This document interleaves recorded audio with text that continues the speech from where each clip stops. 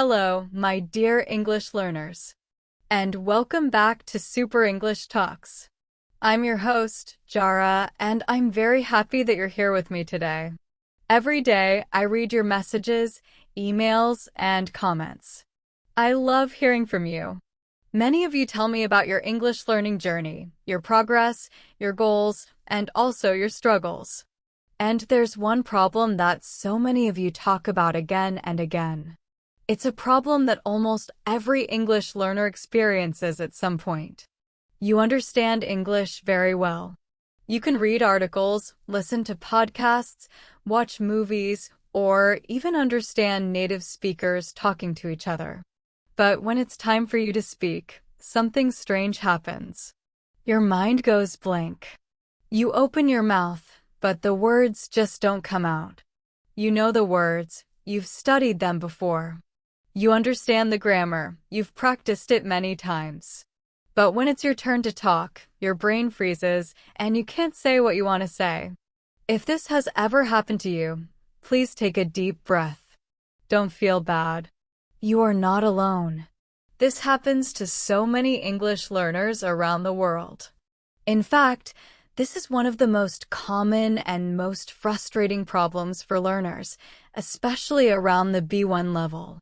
At this level, you already have a good foundation. You've studied a lot. You've listened to many podcasts, watched videos, read books, and learned lots of grammar and vocabulary. That's a huge achievement. Think of your English skills like a house. You've built a strong, beautiful house. The walls, the roof, everything is in place. Now, it's not about building a new house.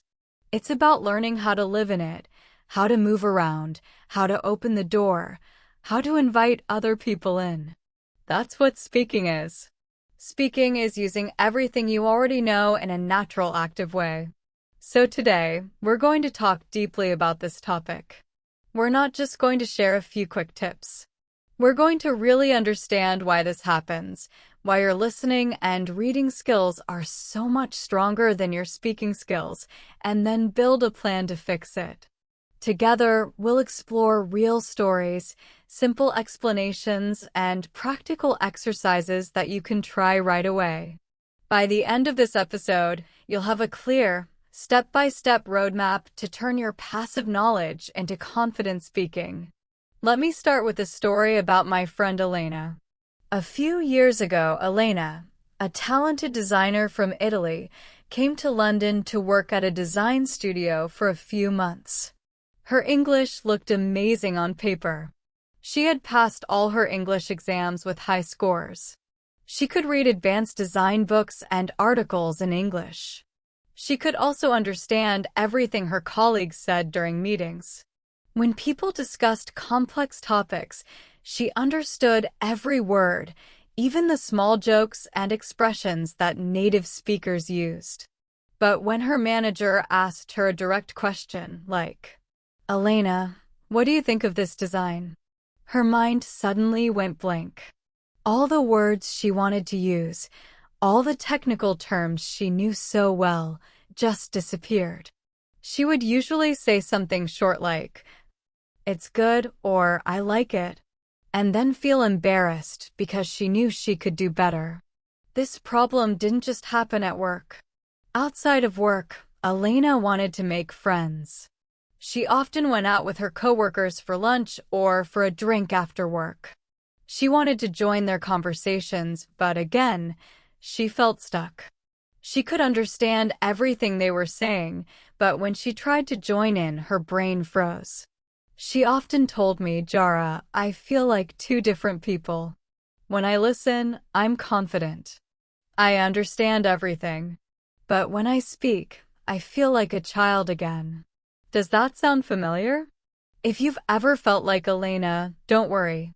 In the next parts of this episode, we'll talk about why this happens, what's happening in your brain when you try to speak, and most importantly, how you can change it.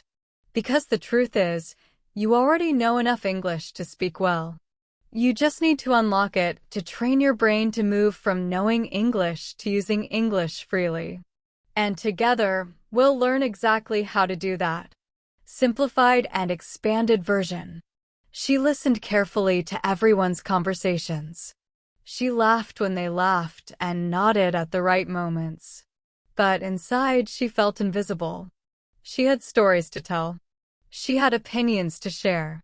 Yet every time she tried to speak, she doubted herself. Is my accent too strong? She would ask in her head. Will they notice my grammar mistakes? What if I say something wrong and everyone looks at me? Those thoughts were loud and powerful. The fear of making a mistake stopped her from speaking before she even tried. I remember one evening at a pub. The group was talking and everyone was enjoying themselves. A colleague told a funny story about a misunderstanding with his dog. Elena had a similar story. She had practiced it in her head and was ready to tell it. But just as she began to speak, someone else changed the subject. The chance was gone. She felt a tight knot in her stomach, a mix of regret and frustration. Elena was not a shy person by nature. She was confident, funny, and warm. But her own fear kept her quiet. This feeling is very common for language learners. It is almost part of learning a language. In school, we are taught to be perfect. We learn rules, memorize lists of words, and practice writing until it looks flawless. Speaking is different. Speaking is messy. It happens in real time. There is no backspace, no time to stop and correct every sentence. For many people, the pressure to be perfect causes the freeze. Elena's problem, and maybe yours too, was not that she didn't know enough English. The problem was practice under pressure.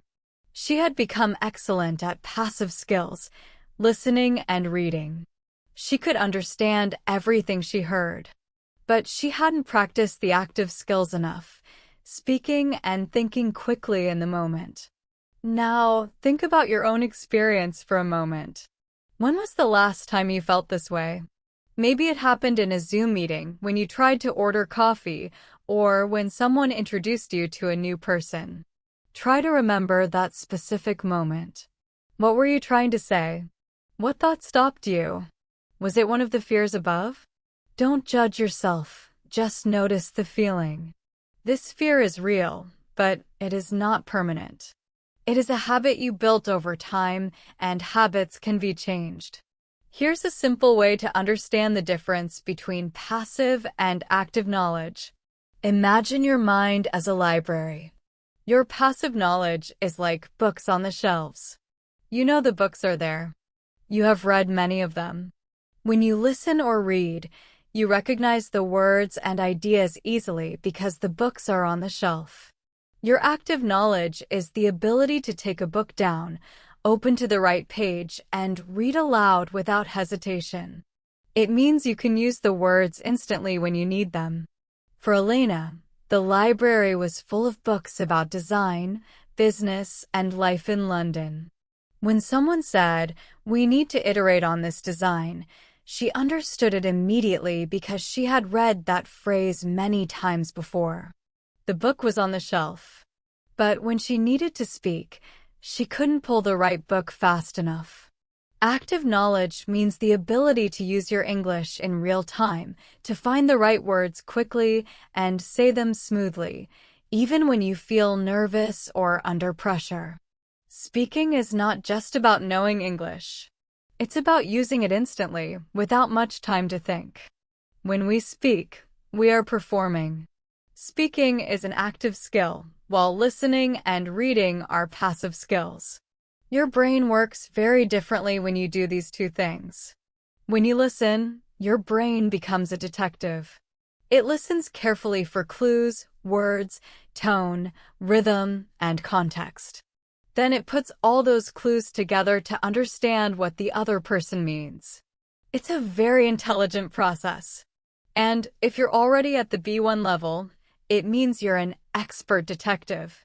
But when it's time to speak, your brain must become something else, a creator. Instead of collecting clues, it must now build something new. It has to choose the right words, put them in the right order, and pronounce them correctly, all in just a few seconds. This is a completely different skill. Think of it like exercising different muscles. If you only train your detective muscle by listening and reading, your creator muscle, the speaking part, stays weak. So when you try to speak, it feels slow, heavy, or stuck. That's exactly what happened to Elena. When her manager asked, "Elena, what do you think?" her brain tried to find the words, but it couldn't do it fast enough. She knew everything, the vocabulary, the grammar, the ideas, but she hadn't practiced using them under pressure. All her knowledge was stored safely in her mind, but it was passive. She could recognize it, but she couldn't produce it quickly. So, how can you train your creator muscle? How can you turn your passive knowledge into active speech? Let's start with a simple but very effective exercise that you can begin today. I call it the listen and repeat with a twist method. It's similar to shadowing, but it helps you go beyond copying and move toward creating. Here's how it works. Find a short audio clip. It could be from a podcast, even this one, or a short scene from a TV show. Keep it short, about 15 to 30 seconds is perfect. Listen once just to understand the general meaning. Don't pause, don't repeat, just listen and enjoy it. Listen again, but this time, pause after each sentence or phrase. Repeat what the speaker said. Try to copy their intonation, rhythm, and emotion as closely as possible. This helps warm up your mouth muscles and gets you used to the natural flow of English. Now comes the twist. After repeating the sentence, rephrase it in your own words. Try to change something, maybe a verb, an adjective, or the sentence structure. For example, if the speaker says, "I'm heading to the grocery store to pick up some food," you could say, "I'm going to the supermarket to buy a few things." The meaning is almost the same, but now you created it. You used the words and patterns you know, and you built a new sentence. That's how you train your creator muscle. When you do this, your brain learns to move faster. It starts connecting words and grammar more naturally. And because you're doing it in a relaxed, low-pressure way, at home, alone, with no audience, your fear of speaking starts to fade. This is a small but powerful step toward real fluency. It won't change everything overnight, but if you keep practicing regularly, you'll notice that your brain begins to work differently. You'll start speaking faster, with more confidence, and with less hesitation. So remember, you already have the books in your library. Now it's time to open them, use them, and start creating your own stories. Now, let's talk about another big problem, one that quietly stops so many English learners from speaking. It's something powerful but invisible. It's called the fear of making mistakes. This fear can feel so strong that it almost freezes you. It's like a quiet voice in your head whispering, "Don't say anything. What if you're wrong? What if people laugh?" Does that sound familiar? This fear, the need to sound perfect, is one of the biggest reasons why your understanding of English is often much stronger than your speaking. Let's go back to our friend Elena for a moment. Remember how she used to stop herself from speaking during meetings? It wasn't just because she forgot a word or didn't know the grammar. It was because of fear. In that tiny, split second before speaking, her brain would say, "Wait. What if I sound stupid? What if my grammar is wrong? What if everyone notices my accent?" And that one thought was enough to make her stop talking. Her problem wasn't vocabulary. It wasn't grammar. It was fear of judgment, fear of being seen as less intelligent or less fluent. And that fear was heavier than any grammar rule or vocabulary list could ever be. But Elena is not alone. This is something millions of English learners feel every single day. They are smart, capable, and hardworking people. They know so much English already.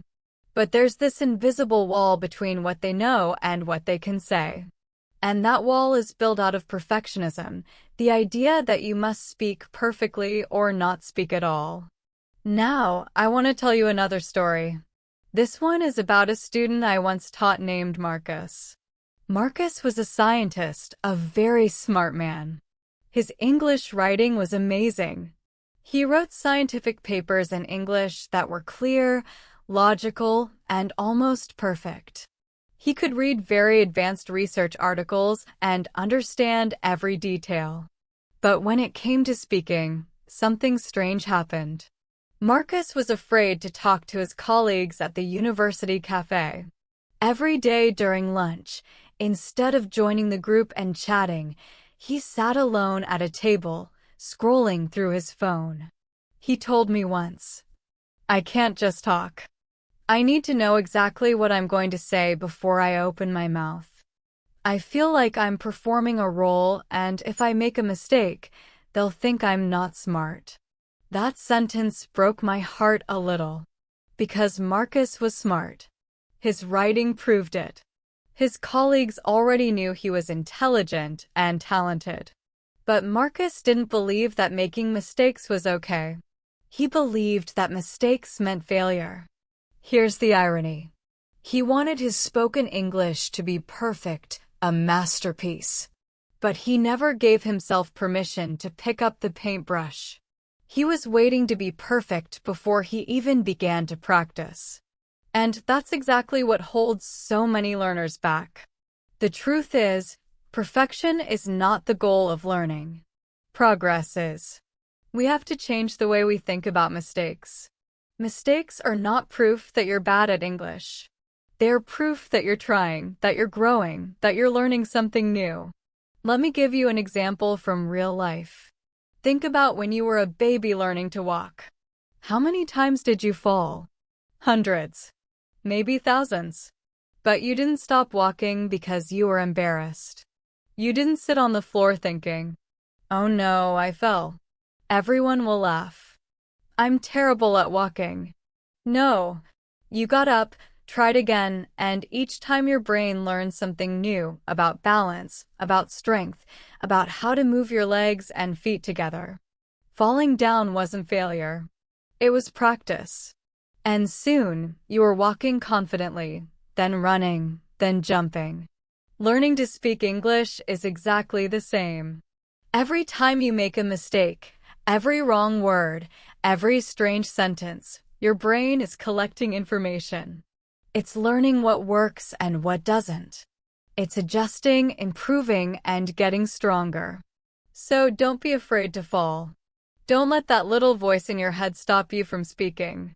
Because the only real mistake is staying silent. Every time you speak, even if it's not perfect, you are one step closer to fluency. And the more you allow yourself to make mistakes, the faster you'll grow. Remember, perfection is not communication. Connection is. And people don't want perfect English.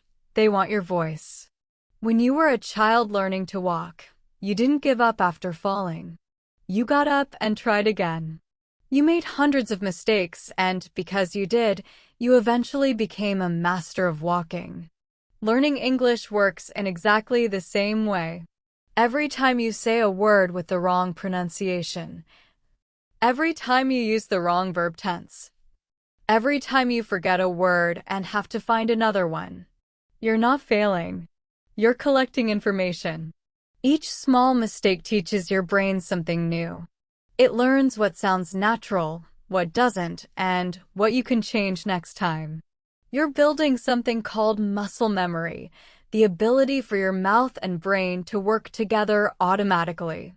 Those mistakes aren't obstacles, they're stepping stones on your path to fluency. But how do we start to overcome this fear of mistakes? How can we stop being so afraid of sounding imperfect? It all begins with a small but powerful change in your mindset. Let's try this together. If you can, close your eyes for a moment. Think about a time when you wanted to speak English but felt afraid, Maybe you froze, hesitated, or stayed silent.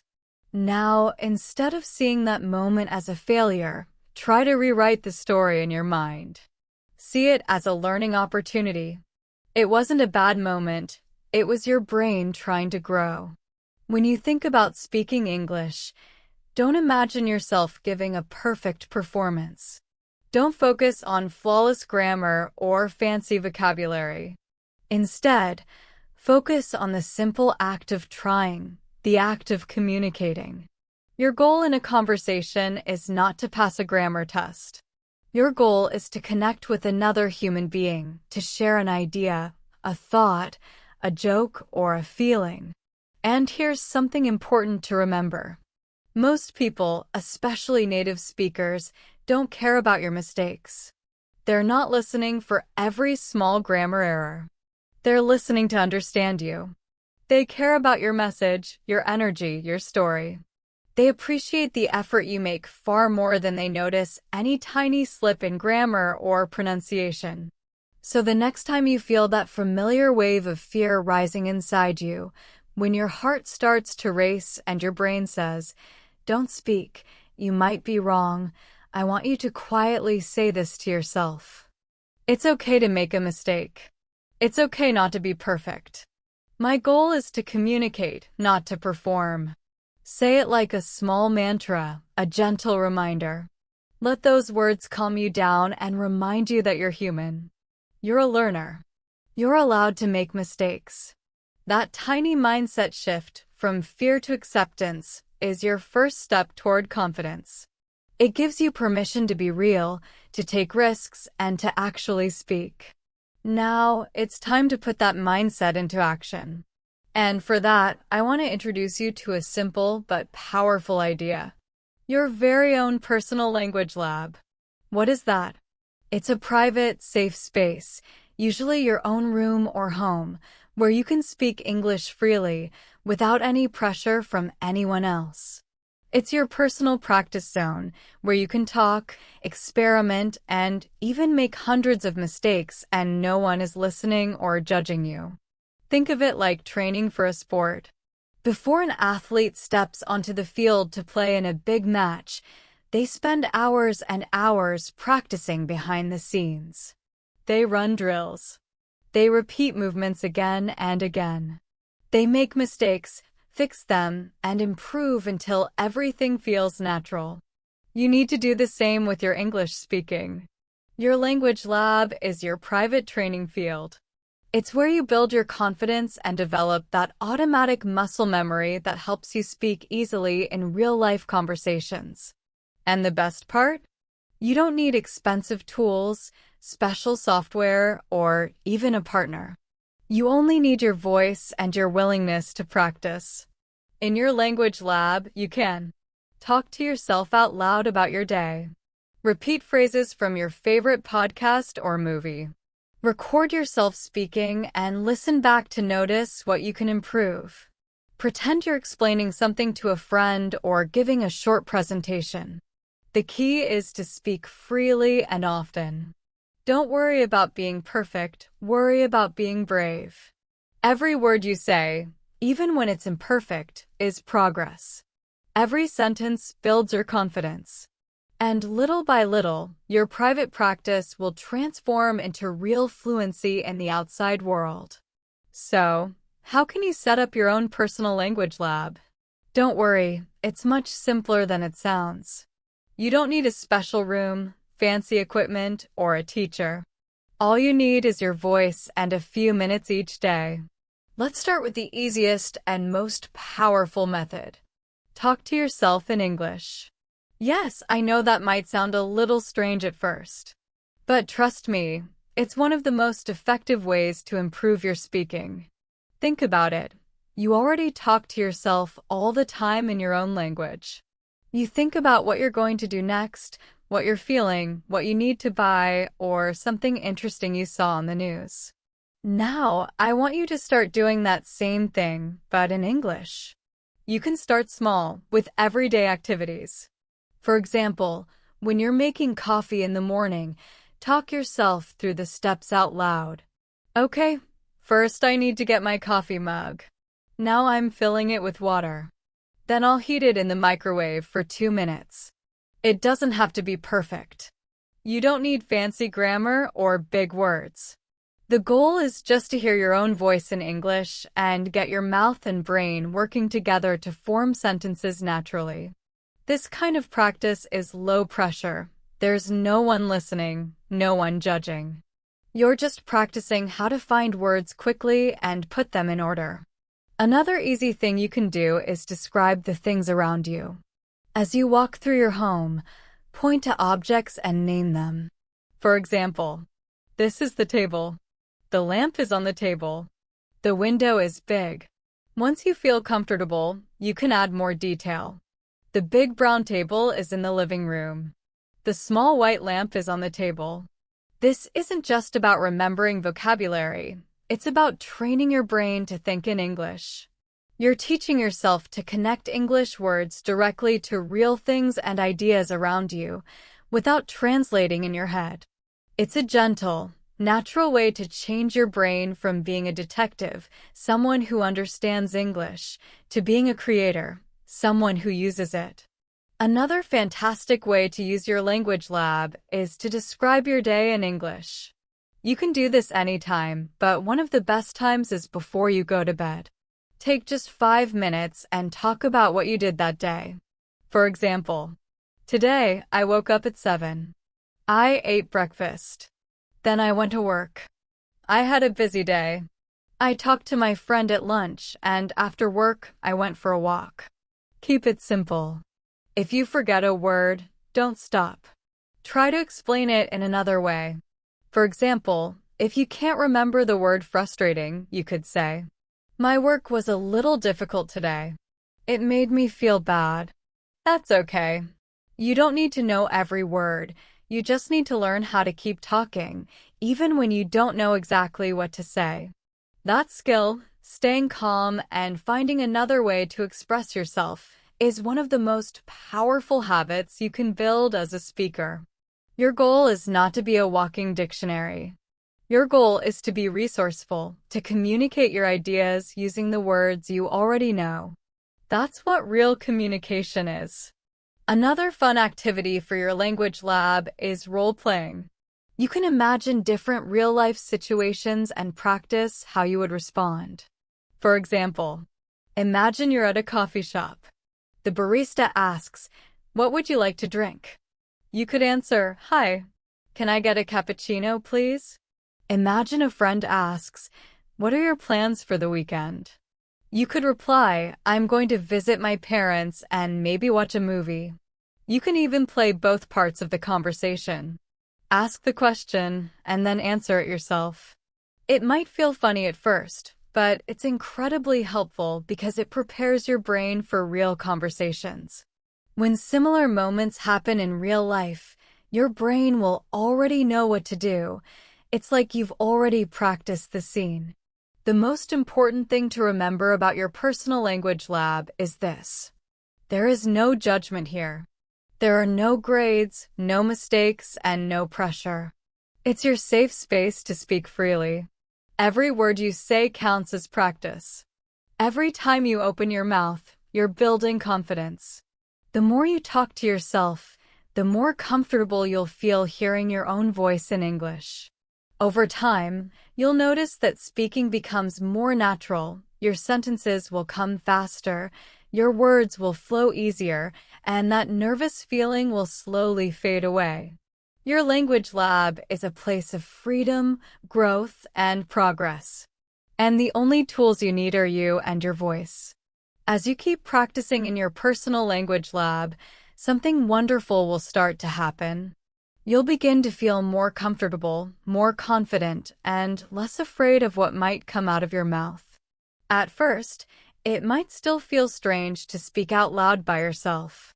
But over time, these small, private moments of practice will give you something very important: courage. And that courage will help you take the next big step: speaking with another person.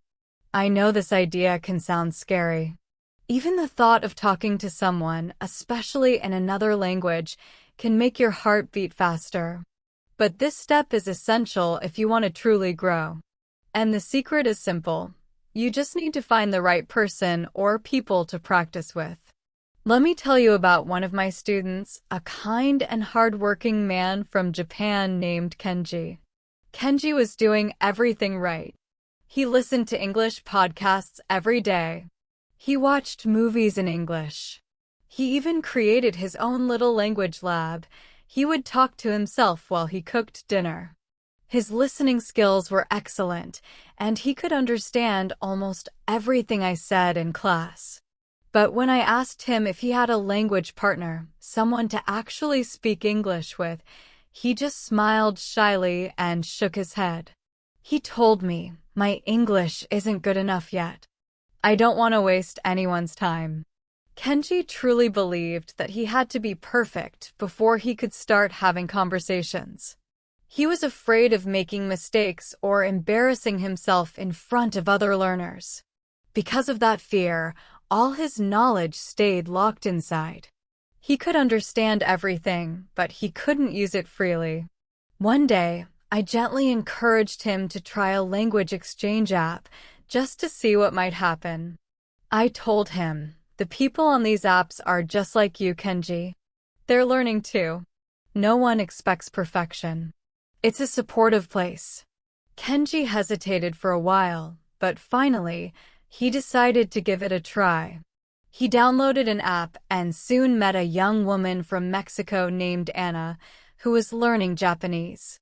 Their first conversation was short and a little awkward. They both spoke slowly. They both made mistakes. They used simple words and sometimes had to stop to think.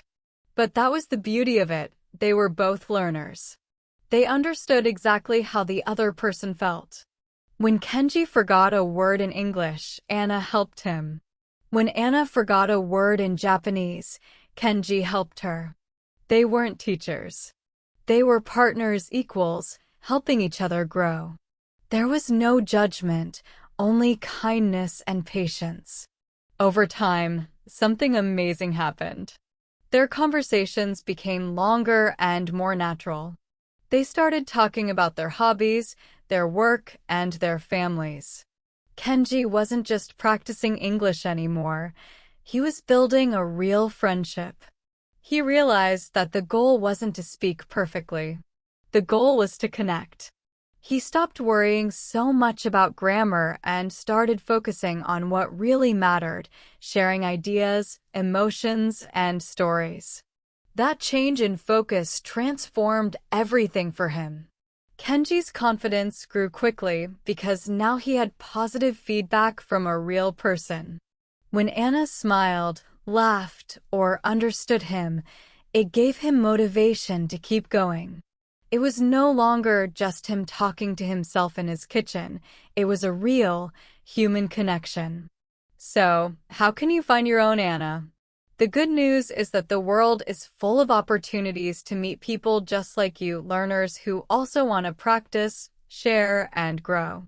One of the best ways to start is with language exchange apps and websites. Some great examples are HelloTalk, Tandem, Speaky, or even certain communities on Reddit. These platforms connect people from all around the world who want to practice languages together. You can choose your target language, your level, and even your interests. That means you can find someone who's a perfect match for you, someone who's patient, friendly, and on the same learning journey. If you're shy, you can start small. Begin with text messages. This gives you time to think and write at your own pace. Then, when you feel ready, you can move on to voice messages or voice calls. Each step will build your confidence a little more. If online platforms aren't your style, look around your local community. Does your city have a language club or a meetup group? Many cities have informal gatherings where people who are learning different languages come together to practice. It's a relaxed environment where everyone understands what it's like to be a learner. And remember, sometimes the best partner is already close to you. Maybe one of your friends, coworkers, or classmates is also learning English. Practicing with someone you already know can be one of the most comfortable and encouraging ways to start. When you find someone to practice with, remember what made Kenji and Anna's friendship work so well. The best language partners are not teachers, they're friends. They don't correct every mistake. They don't make you feel embarrassed. They listen, support, and grow with you. And as you talk, laugh, and learn together, you'll realize something powerful. The moment you stop trying to sound perfect and start focusing on connection, that's when you truly start to speak. When you're looking for a conversation partner, remember this. You want someone who is patient, encouraging, and more interested in talking with you than correcting your grammar. You're not looking for a teacher who points out every little mistake. You're looking for a listener, someone who enjoys the conversation, asks questions, and helps you keep the dialogue moving. That's how you grow, through real human connection, not through pressure or perfection. Now, once you've found someone to talk to, a new question usually comes up. You might ask yourself, okay, but what do we talk about? How do I keep the conversation going so it doesn't just stop after a few short sentences? That's a very common worry. And today, we're going to tackle exactly that. We'll go beyond short, one-line answers and learn a few simple but powerful techniques that can turn a small, awkward exchange into a real, interesting, and enjoyable conversation. Let's go back to Kenji and Anna, the two friends we talked about earlier. Remember how their first conversations were short and a little uncomfortable? At the beginning, it was like a simple game of tennis. One person served a question, and the other hit back a quick answer. Kenji, what did you do today? Anna, I went to work. Kenji, how was it? Anna, it was busy. And that was it. The conversation ended. But after some time, something changed. They started to relax. They began to open up. Their conversations flowed more naturally, lasting much longer. It wasn't just a quick exchange of words anymore. It became like a long rally in tennis, where the ball keeps moving back and forth with energy and rhythm. They were building a real connection. How did they do that? They started using a few simple conversation techniques, tricks that anyone can learn and practice. Let's go through them together. 1. Ask open-ended questions. This is the most important skill of all. Think of a closed question as a locked door. It can only be opened with a short answer, usually yes or no. For example, did you have a good day? Yes. Are you tired? A little. Do you like your job? Yes. That's it. The conversation stops right there. But an open-ended question is like an invitation. It opens the door wide and invites the other person to come in and share more. So instead of asking, did you have a good day? Try asking, what was the best part of your day? Or, how was your day today? Instead of asking, do you have any hobbies? Try, what are you passionate about? Or, what do you like to do in your free time? These kinds of questions encourage stories, not short answers. They show that you're genuinely interested in the other person. And when someone feels that interest, they naturally open up and talk more. Open-ended questions are the key to deeper, more meaningful conversations. 2. Connect and share. The second technique is something I like to call connect and share. It's simple, but it makes your conversations feel warm and alive. When someone tells you something, don't just listen silently and move on. Connect their experience to your own and share a little piece of your life in return. For example, if your partner says, I spent the weekend hiking in the mountains, you could reply, oh, I love hiking too. My favorite place to go is a forest near my house. Or, if you're not into hiking, you can still connect in another way. That sounds beautiful. I'm not a big hiker, but I love being outdoors. I usually go to the beach when I want to relax. This small act of connection transforms a simple answer into a real conversation. You're no longer just asking questions like an interviewer. You're sharing and building a relationship. When both people connect and share, the energy of the conversation changes. It becomes two human beings exploring each other's worlds, not two students practicing grammar. 3. Add small details. Here's another little secret. Good conversations are full of small, personal details. Details make your answers richer and easier to respond to. For example, if someone asks, "How was your weekend?" Instead of saying, "It was good," you can say, "It was good. I went to the park with my friends, and we had a small picnic. The weather was so nice." That extra detail gives the other person something to work with. They can ask, "Oh, really? What kind of food did you bring?" Or, "Was it a big park?" The conversation continues naturally without feeling forced. 4. Show interest with follow-up questions. When you listen to someone, show them that you're really paying attention. You can do this by asking small follow-up questions like, "Really? How did that happen? That sounds interesting. Tell me more." "Oh, why did you decide to do that?" These questions show curiosity, and curiosity makes conversations deeper. 5. Don't worry about grammar. Focus on connection. Finally, remember that your goal in a conversation is not to speak perfectly. It's to connect, share, and understand. People won't remember if you made a small grammar mistake, but they will remember how you made them feel, if you were kind, curious, and open. The more you practice these techniques, asking open questions, connecting and sharing, adding details, and showing genuine interest, the more natural and enjoyable your English conversations will become. You'll go from short, quiet exchanges to long, flowing talks that make you forget you're even speaking another language. When you use these techniques, asking open questions and connecting your experiences, you show the other person that you're really listening. It keeps the conversation alive and moving forward because every answer naturally leads to a new topic or a new idea. It builds a small bridge between you and the other person, a bridge made of curiosity, kindness, and understanding. And that's what turns you from being just an interviewer into a real conversation partner.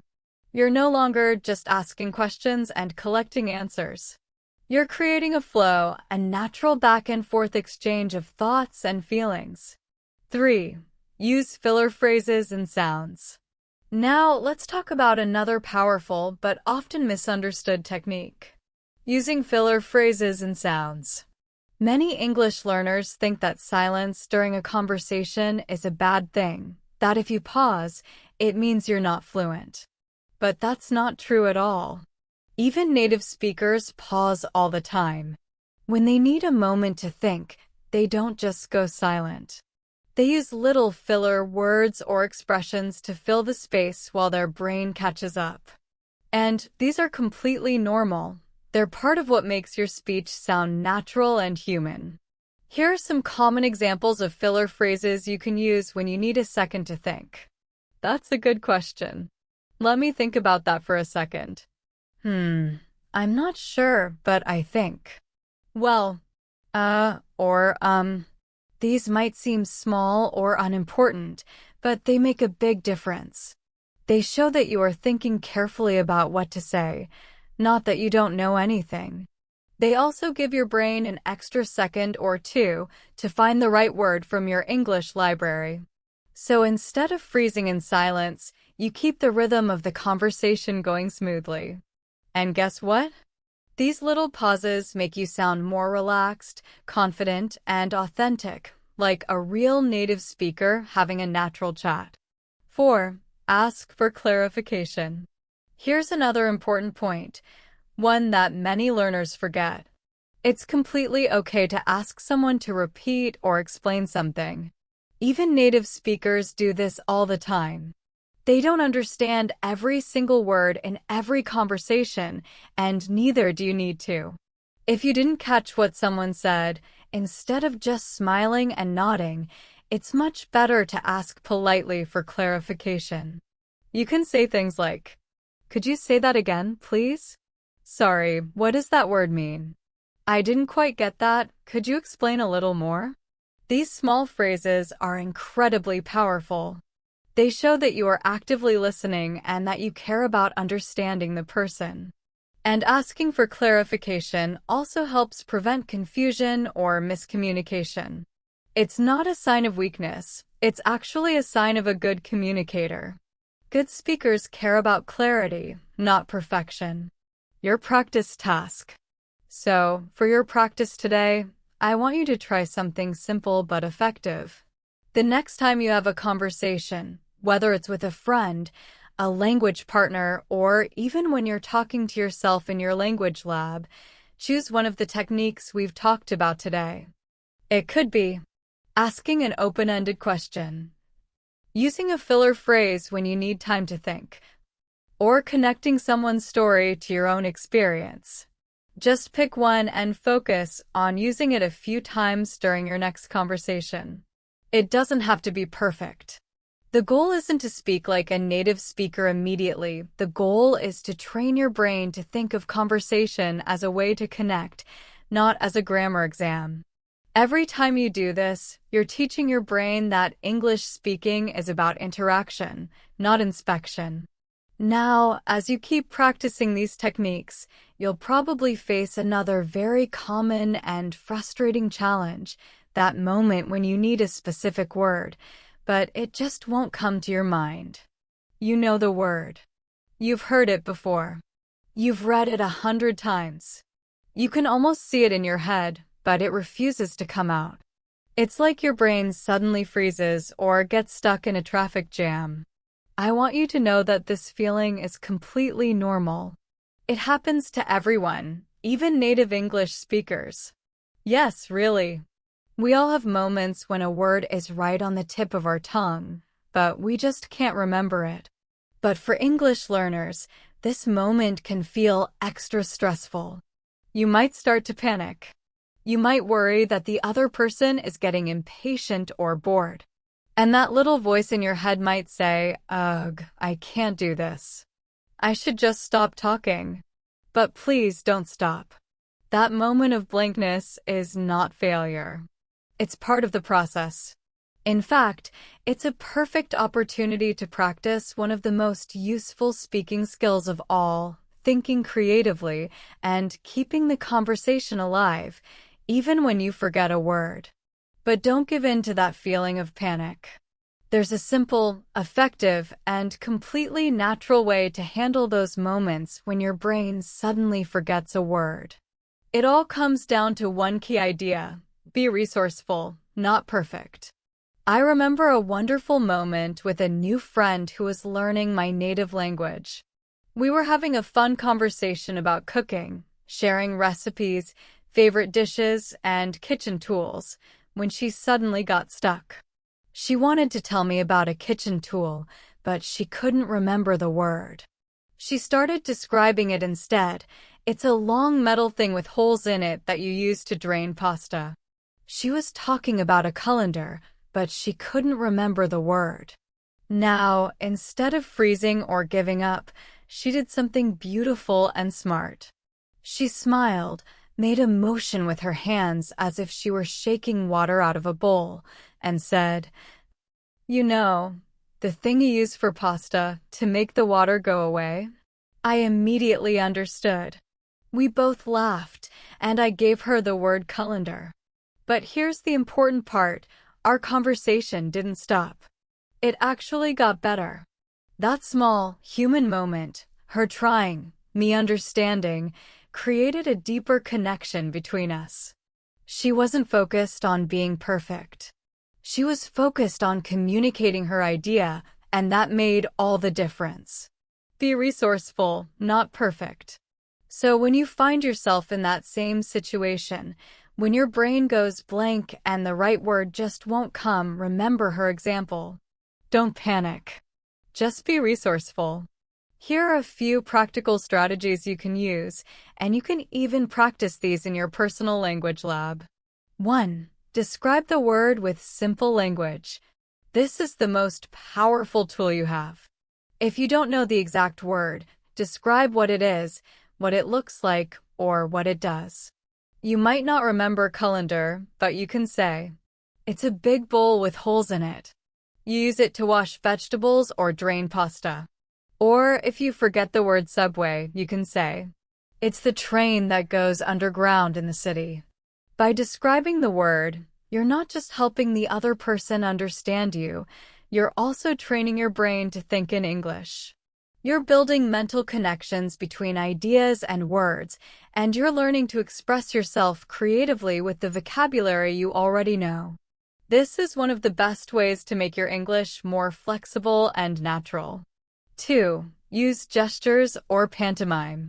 Your body language is an amazing communication tool. Don't be afraid to use it. Remember my friend with the colander? Her hand gesture was just as important as her words. If you forget the word jump, you can simply jump a little. If you forget tall, you can raise your hand high above your head.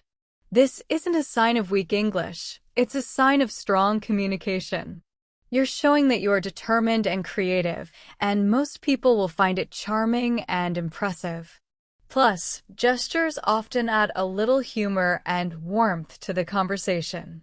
And that makes people more relaxed, including you. 3. Ask for the word. Finally, one of the most natural things you can do is to just ask. There is absolutely no shame in saying, "I'm sorry, what's the word for the thing you use to drain pasta?" Or, "How do you say that in English?" This is not a failure, it's a learning opportunity. When you learn a new word in a real conversation, it sticks in your memory much better than if you just saw it in a book. And the person you're speaking with will usually be happy to help. So remember, every time you forget a word, you're not failing, you're growing. You're practicing real communication. You're learning to navigate English with creativity and confidence. Now that you've learned how to stay calm and resourceful when you forget a word, it's time to move to something new, something that gives English its music. Let's explore the rhythm, stress, and intonation of the language, the sounds and patterns that make English come alive. This is the music of English, its melody, rhythm, and flow. Mastering this music is what helps you go from being someone who just knows the words to someone who can speak naturally and be easily understood. You can say a sentence with perfect grammar and vocabulary, but if you speak in a flat, monotone voice, it can sound stiff, unnatural, or even robotic. This is very common, and it's something I see with many learners. Many people focus so much on saying the right words that they forget how important it is to say them the right way. The rhythm and melody of English give it life, meaning, and emotion. When you speak with rhythm and proper intonation, your listener can understand your ideas more clearly, and your speech sounds friendly, confident, and natural. Let me tell you a story about a friend of mine, Marco. Marco is a very dedicated English learner. He could write emails, read articles, and use grammar almost perfectly. But he noticed that sometimes, even when he said the right words, people had trouble understanding him. One night, I invited him to dinner at my house. He said, "I am happy to be here." His words were correct, but his voice was flat. He stressed almost every word equally. He wanted to sound friendly, but instead, it sounded stiff, like he was just stating a fact. A few minutes later, he told me about a new coffee shop he had discovered. He said, "I like the coffee." Again, flat tone, no rhythm. I said, "You sound like you don't really like it." He was surprised. "No, Jara, I love it," he said, but the way he said it was still flat. This is a classic example of the importance of rhythm and intonation. Understanding rhythm in English. English is a stress-timed language. This means we do not stress every word equally. Some words are more important, and we naturally give them more stress. These are usually nouns, main verbs, adjectives, and adverbs. The smaller, less important words like a, the, is, on, and to are spoken quickly and quietly between the stressed words. This creates a natural rise and fall, a beat, a rhythm in the language. Without this rhythm, even if you know all the words, your speech can sound confusing or hard for native speakers to follow. How to practice rhythm? Here's a simple and fun way to start. The next time you listen to a podcast or watch a TV show, don't just focus on the words. Pay attention to the rhythm, which words are stressed and which are spoken quickly. For example, she went to the store to buy some milk. The stressed words are she, went, store, buy milk. The smaller words too, some are quicker and quieter. You can even tap your finger along to the beat, just like a drummer. This helps your brain feel the rhythm of English. Understanding intonation. Another important part of the music of English is intonation, the rise and fall of your voice. Intonation communicates emotion, meaning, and intent. Questions usually rise at the end. Example, are you coming? Your voice goes up on coming. Statements usually fall at the end. Example, I am coming. Your voice goes down on coming.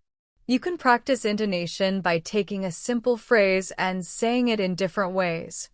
As a statement, as a question, with surprise or excitement. Notice how the melody of your voice changes each time. This helps you sound more natural. Practice with your hands. Here's a really helpful tip. Use your hands when you speak. Your hands can help you visualize the rhythm and intonation. When you say a stressed word, make a small upward motion with your hand. When you ask a question, let your hand rise at the end. When you say a statement, let your hand fall. This physical movement trains your brain to feel the rhythm and melody of English. It makes your speech more alive, natural, and easy to understand. Remember, this isn't about being perfect. It's about making your speech easier to follow, more natural, and full of energy. With practice, you will start to sound more confident, more expressive, and more like a fluent speaker, even if you are still learning vocabulary and grammar. Now, let's go even deeper into the music of English, into a very important part that makes you sound natural and fluent. I'm talking about connected speech. Connected speech is the reason why native speakers often sound like they are speaking very fast, and why the words sometimes seem to run together. It can feel confusing for learners at first, but it's really just a matter of practice. Think of it this way. When you write, you leave a space between each word. But when we speak, we don't. We link the end of one word to the beginning of the next. This creates a smooth, flowing sound. Without connected speech, your sentences can sound choppy, almost like a robot reading each word separately. People will still understand you, but your speech will not sound natural or fluent. Let me tell you a story about one of my students, Lee. Lee was a talented English learner. She could speak very well, but she noticed that people sometimes had trouble understanding her. One day, she told me about her weekend plans. She said, I am going to go to the park for a walk. She pronounced each word clearly and separately. The grammar was perfect, but the pauses between the words made her sound formal and a bit stiff. I explained to her that in natural English, these words would be linked together. It would sound more like, I'm going to go to the park for a walk. Or even more naturally, some parts would blend together. I'm gonna go for a walk in the park. Here, going to becomes gonna and want to becomes wanna. The words flow together instead of being separate. This was a complete light bulb moment for Lee. She had been taught to pronounce every word perfectly, but she had never been taught that fluent speakers merge sounds together. How connected speech works. Contractions. We combine words like I am, I'm, they are, there. Reductions. We shorten words like going to, gonna, want to, wanna. Linking consonants and vowels. Sometimes the last sound of one word links to the first sound of the next. For example, what is it? Sounds like what is it? Here, the T from what connects to the I in is, and the S from is connects to it. Once you start noticing this, you will hear it everywhere in English. How to practice connected speech. You can practice using audio clips you already have. Listen carefully. Listen not just for the words, but for how they are linked together. Notice reductions, contractions, and how consonants connect to vowels. Shadowing. After listening, repeat immediately after the speaker, trying to copy exactly how they link the words. This is called shadowing. Here's a quick example. Say the sentence word by word. Don't you want to come over? Now say it linked together, like a fluent speaker. Don't you want to come over? Notice how. Don't you, don't ya. Want to, wanna. The phrase becomes shorter, smoother, melodic, and much more natural. Even small changes like this make a huge difference in how fluent and confident you sound. Don't worry about being perfect. That is not the goal. The goal is to start training your ear and your mouth to notice and make the sounds of English naturally. This is a very powerful tool. It helps you speak more fluently and also makes it easier to understand native speakers. Once you become aware of connected speech, how words link together, how sounds are reduced, and how the rhythm flows, you will start to hear it everywhere. You'll notice it in podcasts, movies, conversations, and even songs. This awareness is like a key that opens a new level of understanding and speaking English. All the strategies we've talked about, your personal language lab, the conversation techniques, and the focus on rhythm, stress, and intonation, are not magic tricks. They are tools, just like the tools that every fluent speaker has used to get where they are today. But there is one final ingredient that ties all these tools together. And that ingredient is consistency. Think back to that frustration you felt at the beginning. The feeling that you weren't making progress. Now, replace that feeling with a different one. The quiet satisfaction of knowing that you are improving a little every day, even in small ways. Remember my friend Kenji? He didn't become confident overnight. He spoke to Anna for just a few minutes every day. He made mistakes, learned from them, and kept going. He made small, consistent deposits into his speaking confidence account. Over time, those small deposits added up until his account was full of confidence. Your journey to fluency is not a sprint. It's a marathon of small, consistent steps. You don't need to spend hours a day practicing. You can spend 5 minutes talking to yourself while making coffee. You can send a few text messages to a language partner. You can spend a few minutes listening and repeating a sentence, focusing on rhythm or linking words. Every single one of these small actions is one step forward. Over time, these steps add up to real progress. So, here is my final advice for you. Don't let fear or hesitation hold you back. The knowledge is already inside you. The vocabulary is already there. The grammar is already there. Now it's time to give yourself permission to use it. Give yourself permission to make mistakes. Give yourself permission to not be perfect. The world is waiting to hear your voice, your stories, and your thoughts. The only thing holding you back is your own fear. You now have all the tools to overcome it. The more you speak, the easier and more natural it will become. Trust the process. Be patient with yourself. And most importantly, enjoy the journey. Keep practicing and soon you will find yourself speaking more effortlessly, understanding English with deeper confidence, communicating more naturally than you ever thought possible. Thank you so much for joining me on this journey. This has been Super English Talks, and I'm Jara. Until next time, keep listening and keep speaking. You've got this.